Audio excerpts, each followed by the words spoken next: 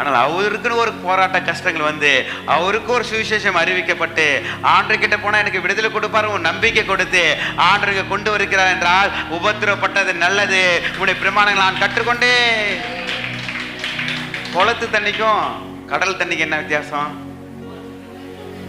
குளத்து தண்ணி உப்பு இருக்காது, கடல் தண்ணியில உப்பு இருக்கும்.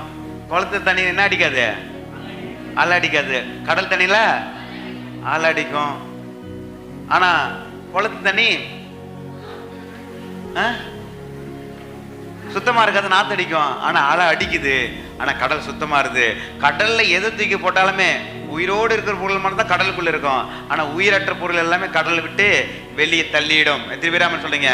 நாம கொஞ்சம் உப்பு போட்டு சாப்பிடுறோம், நம்மளுக்கே சூடு சொரணை இருக்குன்னா அவ்வளவு உப்பையே ஆண்டவர் படைச்சிருக்காரு, அவருக்கு எவ்வளவு பேர் சூடு சொரணை இருக்கும். எத்தனை பேராம சொல்றீங்க?